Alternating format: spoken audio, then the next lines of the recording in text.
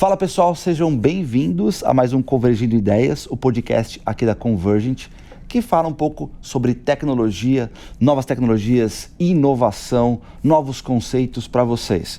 Para quem não conhece a Convergent, nós somos um dos maiores integradores de tecnologia do mundo. Para conhecer um pouco mais, vai lá no nosso site.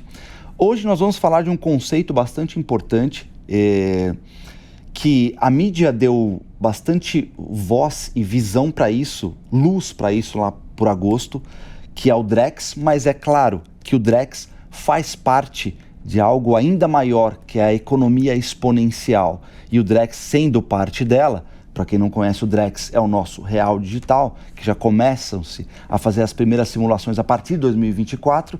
E para me ajudar a falar um pouco de economia exponencial e também comentarmos um pouco a respeito do Drex e do impacto no nosso país, eu trouxe aqui um cara muito gente fina, Eduardo Ibrahim. Fala, Eduardo, tudo certinho contigo, cara? Tudo certo, Eric. Obrigado, prazer estar aqui com vocês, batendo esse papo. Boa, boa. Vamos lá, fiz aqui um pequeno resumo. Se por acaso eu for raso demais, você, por favor, complemente. Professor da Singularity University do Brasil, você falou que agora também é global, é isso? Isso, porque a gente consegue dar aula fora do Brasil, né? Eu fui primeiro professor aqui do Brasil, que deu aula no Headquarter, lá no Vale do Silício. Então, hoje eu consigo, além de falar aqui para os brasileiros, né, dos impactos da tecnologia, levar o que a gente faz de bom aqui, fazer esse intercâmbio, trazer coisa de fora para cá. Então, hoje eu tenho uma visão mais global dentro da Singularity, né? De tudo que está acontecendo na economia do Brasil e do mundo. Boa. Bom, antes de você começar a falar a respeito do livro Economia Exponencial, eu quero deixar aqui um recado para vocês, tá?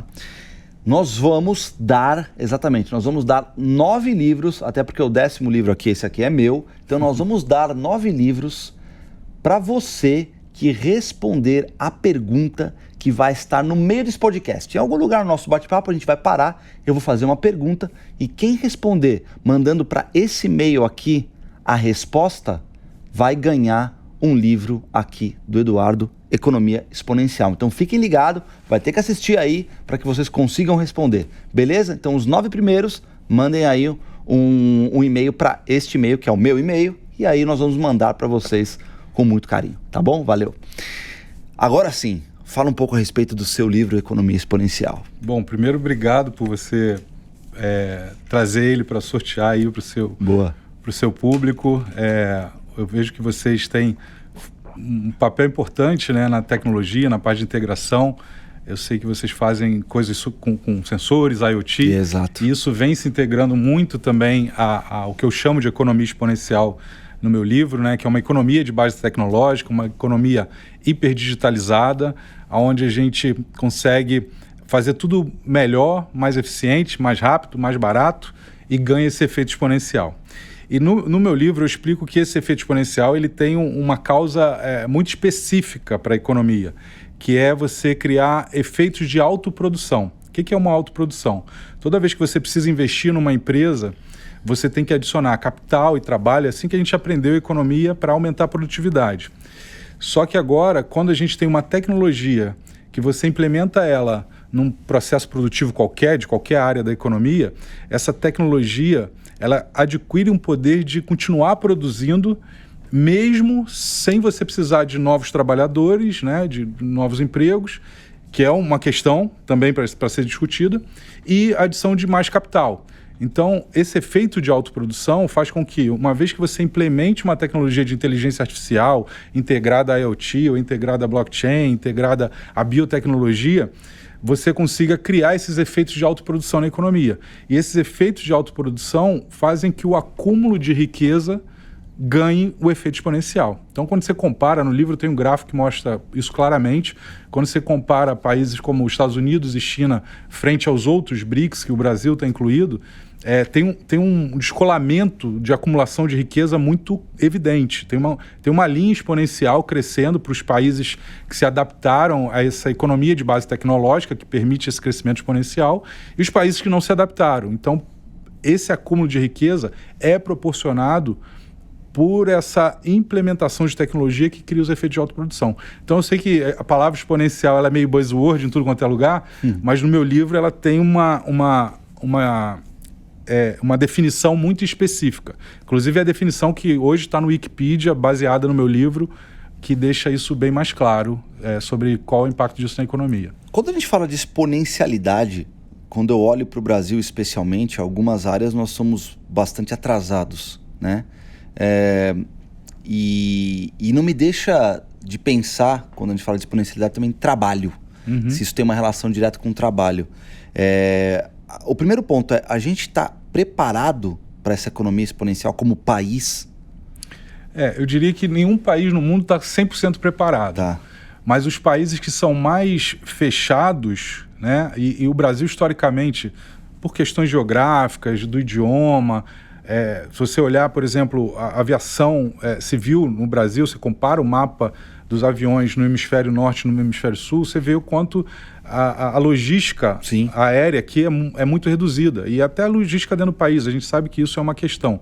Então, o país, quando ele tem uma desconexão, tanto interna, né, para os interiores e tal, quanto externa, global, essa conexão com o resto do mundo, ele tende a ser mais fechado economicamente e essa questão faz com que essas tecnologias e essa forma de pensar a economia, que é nova, é uma economia, como eu disse, de base tecnológica, não é uma economia de base industrial, que é o que a gente vem fazendo no mundo nos últimos 200 anos, isso demora um pouco mais para chegar nesses países. E o Brasil está um pouco nesse lugar.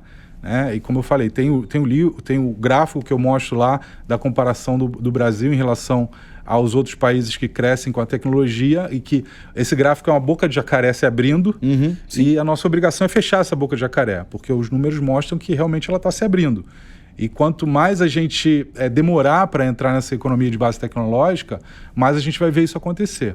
A parte boa é que, diferente do modelo industrial, no modelo tecnológico, quando você corrige o rumo, a tua chance de diminuir esse gap é muito maior e muito mais rápida do que no passado. Mas a correção tem que ser rápida também. A correção, quanto mais você demorar, mais essa boca de jacaré cresce. Exato. Mas você também corrige mais rápido uma vez que você entende para onde o mundo está indo, né?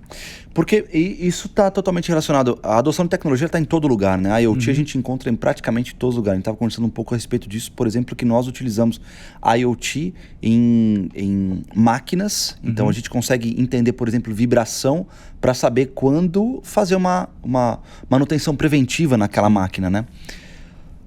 Só que essa economia, ela me parece às vezes, no que me dá medo é que como é que ela vai se balancear uma vez que a gente vai ter uma queda de empregos e de especializações que a gente tem hoje. Provavelmente quem vai entrar numa faculdade, dificilmente ela vai conseguir terminar essa faculdade e aquilo tudo que ela aprendeu vai ainda continuar sendo totalmente útil. Sim. Como era, por exemplo, quando eu me formei em 2004. Quando eu me formei ainda consegui utilizar bastante coisa.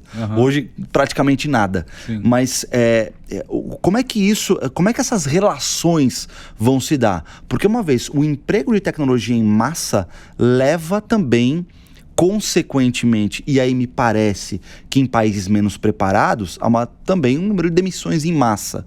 Como é que isso se balanceia? Sim. Essa é uma pergunta boa e também eu exploro bastante no livro, que primeiro a gente entender, né, que essa mudança de estrutura de emprego, e por isso que a gente chama esses momentos de mudança que geram desempregos estruturais. Porque o desemprego estrutural significa que você tinha uma estrutura de empregos antes, você está mudando essa estrutura do emprego e tem um gap no meio. Esse gap entre você capacitar os trabalhadores para novas estruturas de empregos se chama desemprego estrutural. Então, isso aqui existe, isso é realidade, a gente está vivendo isso. As questões até que a gente viu essa semana, né, da discussão de o Sam Altman fica ou sai do ChatGPT, é porque aquilo está criando um impacto muito grande no mundo e tem gente que tem muito medo do impacto econômico disso no mundo, porque a maioria dos países não estão adaptados a isso. Então, esse gap de desemprego estrutural ele pode ser muito maior. Então, os governos eles têm que trabalhar nesse gap de desemprego estrutural. Isso é um problema dado, a gente já sabe disso. Só que quando você olha no longo prazo, e tem vários papers científicos que mostram isso, todo país que aumenta a automatização, e quando a gente fala de inteligência artificial, a gente está criando uma hiperautomatização na economia agora. A questão é que a gente estava acostumado a automatizar trabalhos manuais. Agora a gente está automatizando trabalhos intelectuais. Exato. Esse é o ponto, que a gente achou que estava protegido e agora a gente já percebeu que não. Isso muda toda a nossa base, inclusive educacional. Você deu o exemplo da universidade. A gente já usava pouco, a gente já sabia Sim. que tinha um problema de estrutura da educação também. E agora a gente está vendo que essa estrutura ela vai ter que mudar inevitavelmente, porque você não vai ter, por exemplo, uma profissão que não use inteligência artificial para suporte. E ninguém está ensinando isso na universidade ainda.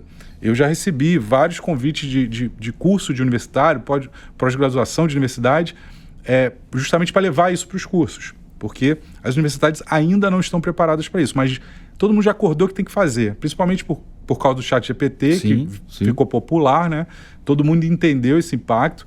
Mas quem está no laboratório fazendo AI há 10, 20 anos como eu, já sabia que isso troço ia acontecer. Só que agora a gente está vendo em todos os setores da economia. Então, quando você pega os papers que mostram esse nível de automatização dos países frente ao desemprego, os países que têm mais automatização têm menos desemprego.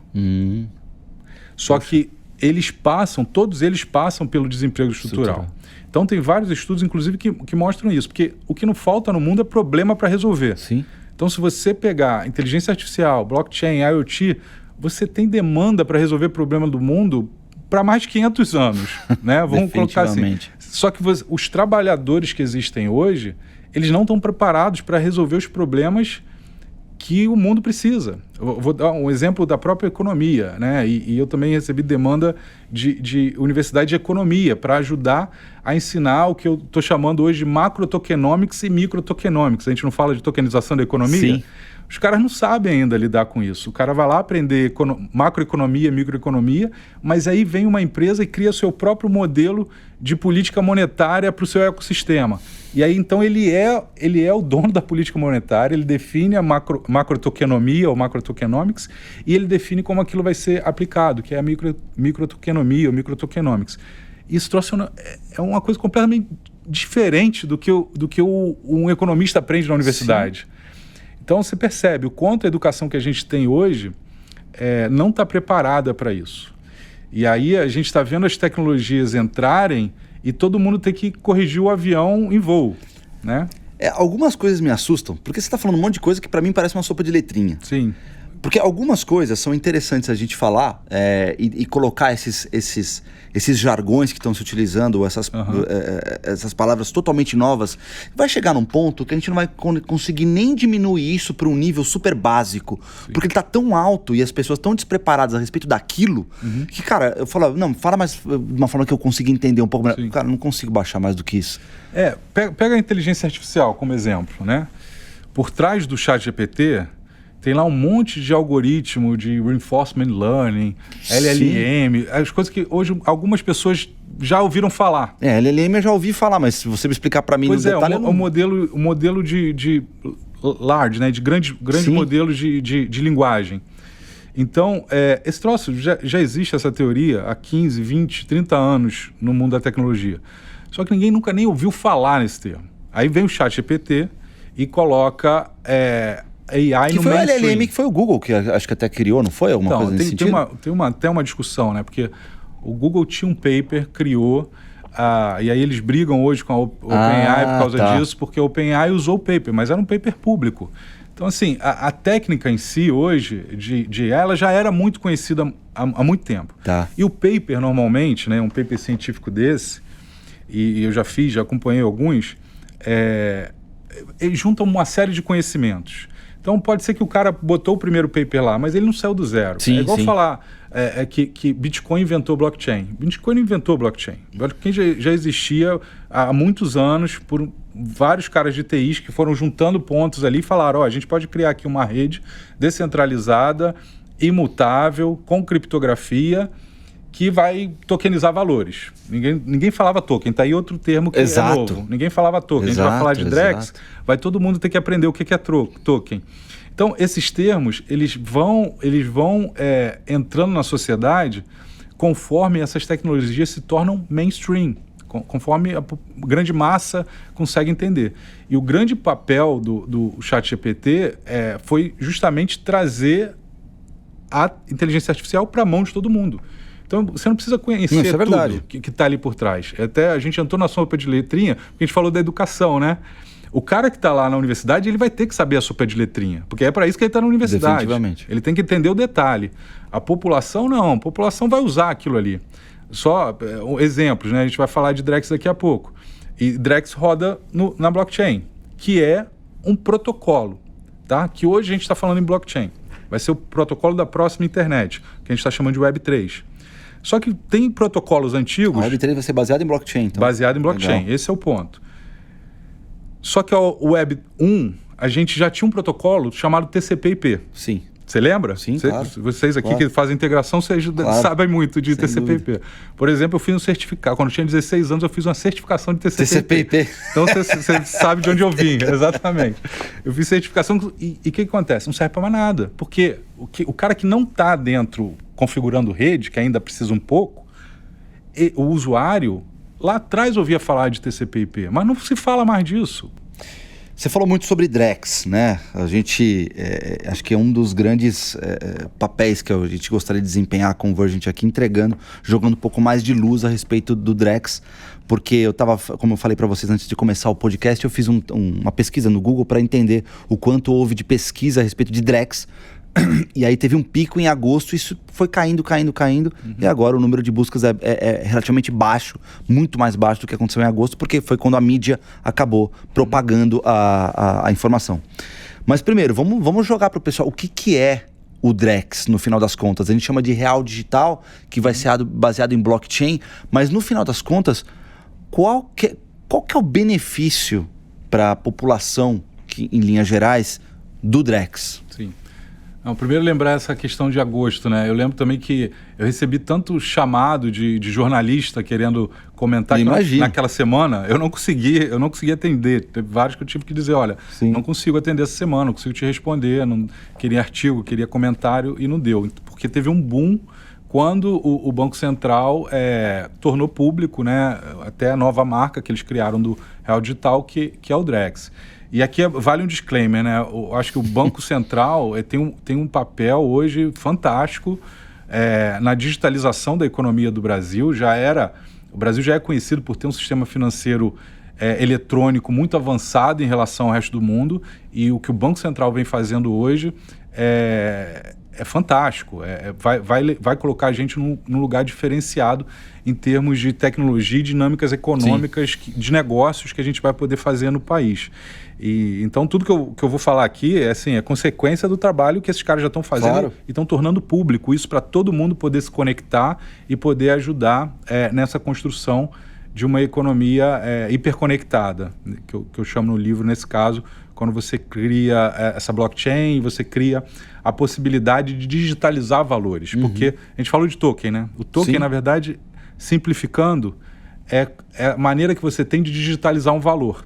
Porque na Web 1, a gente digitalizou a informação, né? Pega o caso da Amazon, digitalizou o livro e vendeu o livro. Exato. Era informação, vendia.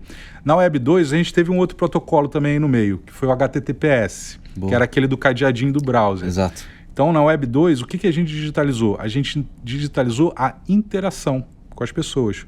Porque a Web 1 era ela estática. Você não trocava, você não criava, você não interagia com as empresas que proviam aqueles serviços de internet, como Facebook, como YouTube, igual a gente está fazendo aqui, né? Então, a Web 2, que começou a rodar com segurança por cima do HTTPS, e aí o browser é o grande, né, veículo disso, digitalizou a interação. Então, a Web 3, ela digitaliza o valor através de um token. E esse valor, ele pode ser um valor tangível e intangível. Que o token também é baseado em blockchain, né? Que o token é um registro criptografado numa blockchain. Simples assim. Outro dia eu recebi até um elogio que eu fico muito feliz sobre o meu livro, que uma pessoa falou, cara, foi a primeira vez que eu li um capítulo, porque tem um capítulo no livro que fala sobre isso, que eu entendi esse troço. Porque eu tento usar uma linguagem simples, claro, acessível, para todo mundo. Então, para mim, um dos maiores elogios é esse. O livro está esgotado, né? Então, isso também é um bom sinal. Um bom sinal. Mas quando alguém pega o livro e fala assim para mim, cara, eu li e entendi pela primeira vez aquilo que eu estou vendo todo mundo falar e você foi o veículo para esse entendimento, isso para mim é muito legal. Ótimo. Então, eu tento simplificar as coisas dessa forma. O token é só um registro numa blockchain. Só que esse registro representa um valor da economia. Tá? E esse valor pode ser tangível ou intangível. O que é um valor tangível? É algo que normalmente tem é físico ou é legal. Né? Você pode ser tangível, pode ser um direito, né? Já que ele tem tangibilidade da lei, não precisa ser físico necessariamente, mas ele tem tangibilidade econômica já provada na economia. Né? Agora, você pode ter coisas intangíveis, por exemplo, uma prova social. Bom exemplo, Entendeu? É uma prova social. O cara que tinha um macaquinho do Bored Ape, que o Neymar comprou, os NFTs. Isso. Então você torna coisas que eram intangíveis, você cria valor digital para elas e as pessoas podem negociar de maneira mais fácil. As NFTs são baseadas em token também. São tokens não fungíveis. São tokens não fungíveis, desculpa, é verdade. É por isso que a gente chama de tokens não fungíveis. Exato. As moedas, em geral, né, como a Drex, são fungíveis. Né?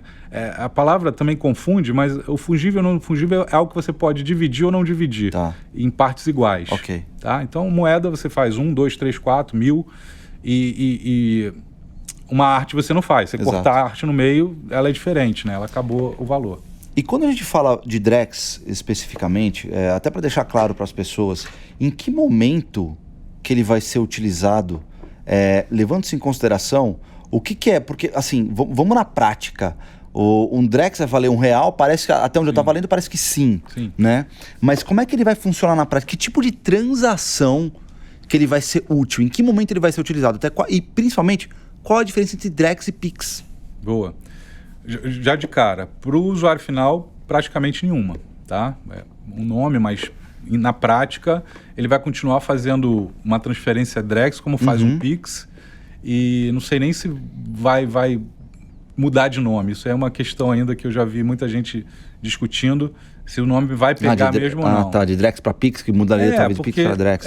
Então, na população isso não importa muito, né? Você está fazendo uma transferência de real, uma transferência de Pix, uma transferência de Drex. Então, no fundo, para o usuário final é a mesma coisa. O que muda completamente é o que está por trás. Porque existe um sistema financeiro nacional no Brasil, SFN, que é muito evoluído, como eu falei, em relação ao resto do mundo, mas usa sistemas tradicionais, bancos de dados tradicionais, protocolos de comunicação interbancárias, que foram criados, muitos foram criados aqui no Brasil, pelas especificidades do Brasil. E então, isso tem uma complexidade sistêmica muito grande, que gera ineficiências, que gera custo, que provoca obrigação de conciliação de dados constante, que é custoso para as empresas, é custoso para o cidadão, para o cliente, porque no final ele está pagando o custo da empresa. E o que vem por trás do Drex é essa tecnologia de blockchain que basicamente organiza tudo isso, né? Simplificando, ela já tem uma arquitetura que faz com que tudo isso rode de maneira muito mais eficiente e muito mais barata. Então, o cliente final, o usuário, a população, talvez não veja tanta diferença. Mas o custo para o sistema financeiro nacional como um todo, ele pode cair drasticamente. Vamos falar um pouco disso de custo, que agora achei interessante. Quando a gente fala de... eu vou usar uma pergunta que pode ser burra, mas a gente vai parar de imprimir papel moeda, por exemplo? Esse é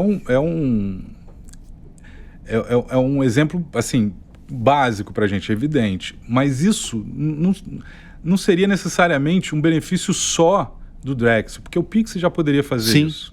Né? Exato. Então, é por isso que às vezes ele confunde, né? Você fala, pô, mas tem diferença? Nesse caso não tem muita diferença.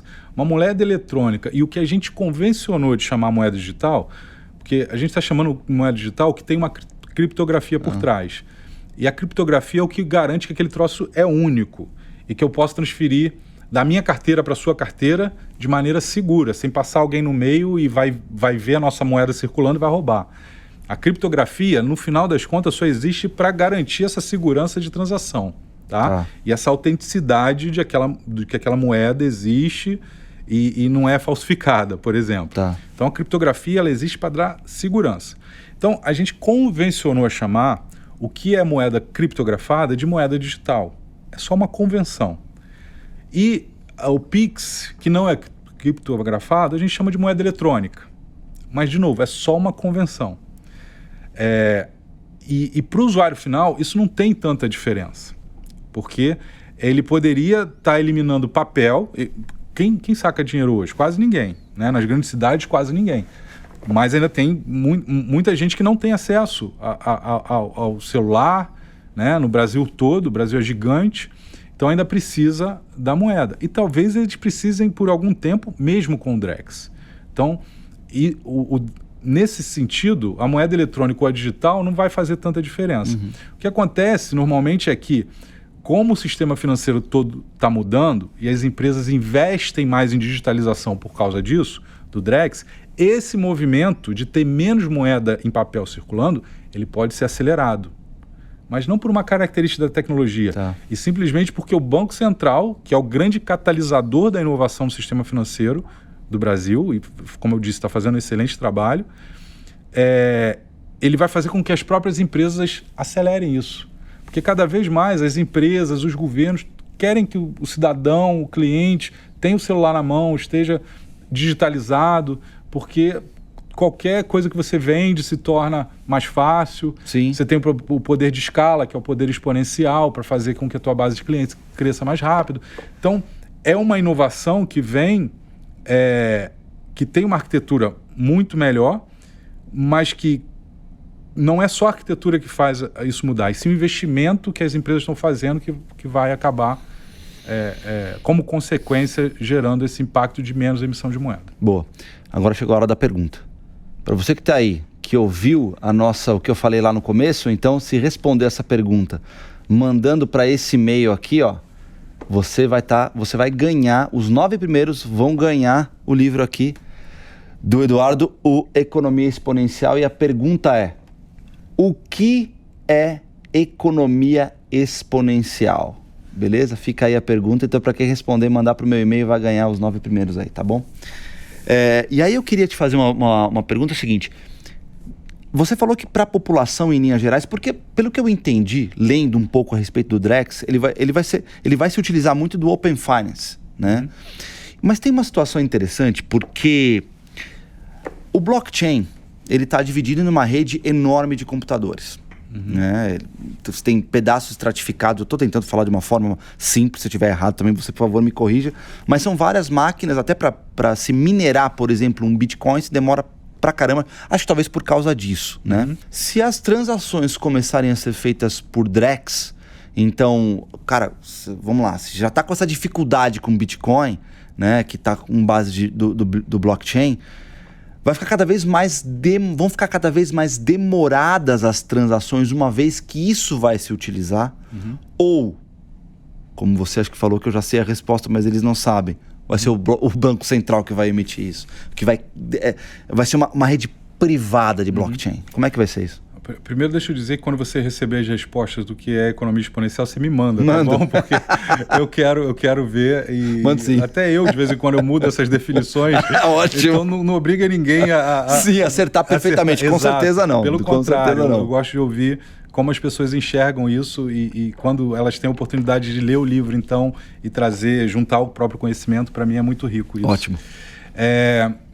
Então, a gente precisa entender dois conceitos diferentes, né? Nesse caso, que é uma rede blockchain pública e uma rede blockchain privada. Você falou da descentralização da computação primeiro. Isso. A computação distribuída também já é outra tecnologia que já existe há muito tempo. Torrent se usa isso? Isso, já usava. O Napster usava isso. Exato. Né? O Napster aí, que a galera vai lembrar. Exato, vai lembrar bem. Um dos primeiras empresas piratas da internet aí, que a gente chamava, né? Então, a computação distribuída ela já existe há muito tempo. O Bitcoin, que foi o primeiro grande caso de uso da blockchain, blockchain, como eu te falei, já existia, também em outros projetos de tecnologia, inclusive usando computação distribuída para fazer com que você tivesse resiliência nos sistemas, que é o quê? Se um sistema falhar, você tem um outro que consegue trabalhar, porque você tem uma replicação de dados ali, você consegue recuperar aquele dado mesmo que um computador falhe. Então isso era o básico da computação distribuída, e algumas técnicas que são utilizadas no blockchain foram implementadas nessa computação distribuída, porque imagina você ter que replicar um banco de dados inteiro de um computador para o outro. Então você cria modelos de criptografia, modelos matemáticos, para conseguir recuperar o dado só com pedaços dele, sem ter que gravar o dado em todo o computador, porque senão você só está replicando. Então a computação distribuída ela tem essa tecnologia por trás, que é para você conseguir recuperar o dado sem ter que ter a cópia inteira dele. Esse é o primeiro ponto. Então isso já existia antes do Bitcoin. E aí o Bitcoin pegou e usou todo esse arcabouço tecnológico de computação distribuída, de blockchain, etc., e criou o primeiro valor que ele chamou de moeda, né? Hoje a gente até tem umas definições de moeda diferentes, e por isso que vamos linkar isso já com o Banco Central, com o Drex, que ele chamou de um coin, né? A moeda do o Bitcoin, na intenção de que cada computador pudesse guardar a sua moeda, que era o seu valor, que não tinha um emissor central. Então ele criou um algoritmo para isso, que é o que a gente chama de prova de trabalho, Proof of Work, que tem vários questionamentos, inclusive de gasto energético disso. Exatamente. Porque o paper é um paper genial. Tem gente que compara o paper do Bitcoin à teoria da relatividade do Einstein. Uau. Só para você ter ideia de como o paper era genial e conseguia prever o avanço exponencial, inclusive, da computação.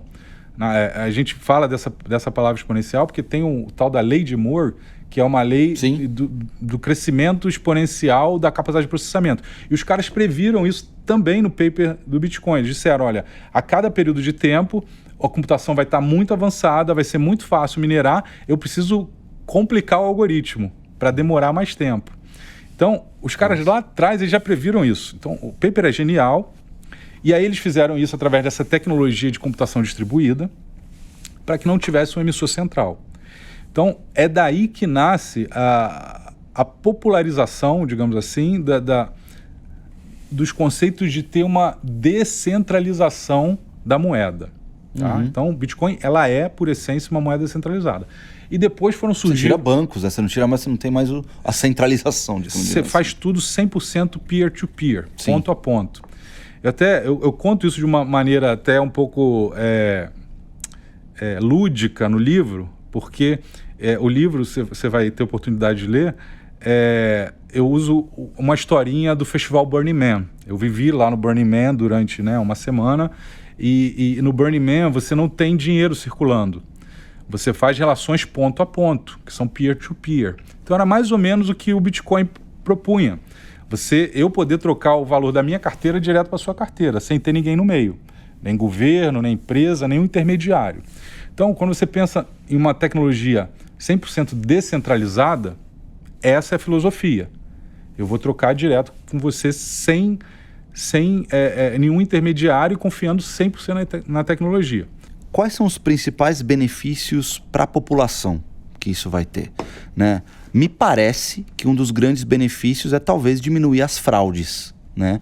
Uma vez que o Banco Central vai saber exatamente para onde um dinheiro vai, como acontece muito hoje em dia, de contas mula, que acontece, enfim, que todo mundo sabe para onde o dinheiro vai quando acontece um sequestro, por exemplo, com o Pix, né? Que você muitas vezes é obrigado a fazer uma transação na hora ali e vai para uma conta mula. Mas isso vai ajudar de alguma forma? Vai se diminuir esse tipo de coisa, uma vez que a gente vai ter o real digital e o controle total? Não sei se é a melhor palavra para se dizer, mas um controle bastante grande pelo Bacen? Então, essa é a grande discussão do momento, na verdade. O nível de privacidade da implementação dessa arquitetura do real digital. Porque a gente só está acostumado a olhar uma ponta ou outra, né? Uma anonimicidade, uma privacidade completa, como é o Bitcoin, que inclusive é usado para lavagem de dinheiro, para fraude, para um monte de coisa.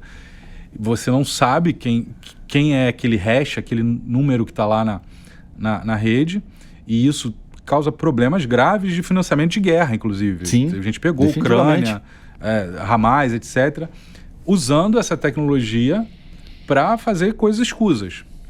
Então, por isso que isso é uma discussão da sociedade. Se eu olhar só para a tecnologia descentralizada, eu vou resolver tudo do mundo? Não vai. Talvez você crie outros problemas muito graves que precisam ser gerenciados de novo.